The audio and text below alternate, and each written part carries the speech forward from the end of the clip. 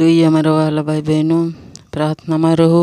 દરિયાની અંદર પાણી વધી ગયું છે, હજુ પણ વરસાદ આવશે તો વધશે. તો દરિયાકાંઠાના લોકો અવર જવરમાં તેમજ ત્યાં રહેવામાં થોડા ચેતીને રહેજો. પ્રભુ યેસુના આત્મા કહે છે તે પ્રમાણે હું તમને આજે જે કરું છું કે તમે ચેતીને રહો. અને ખાસ વાવાઝોડું પણ આવનાર છે મોટું, તો એનાથી પણ બચવાને માટે પ્રાર્થના કરતા રહો.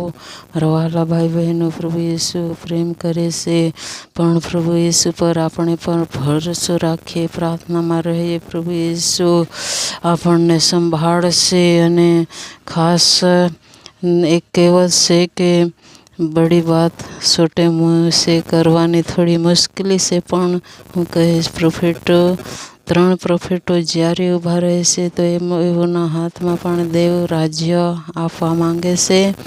આ 3 પ્રોફેટો એટલે ભજનદર પ્રોફેટને પણ રાજ્ય આપવા માંગે છે. અને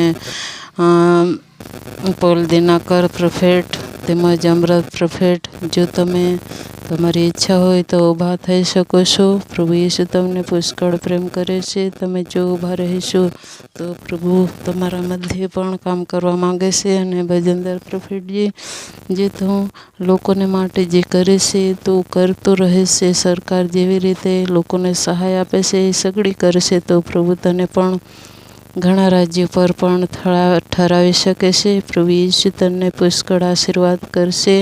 થોડી મુશ્કેલ છે તો પણ તમે પ્રાર્થના કરતા રહો, દેવની પાસે માગતા રહો. પ્રભુ યેસુ તમારા માટે સગડું કરવા જઈ રહ્યો છે. અને પ્રાર્થના કરતા રહો. વરસાદને માટે, વાવાઝોડાને માટે પ્રાર્થના કરતા રહો. મારી વિનંતી છે. પ્રભુ યેસુ તમને પુષ્કળ આશીર્વાદ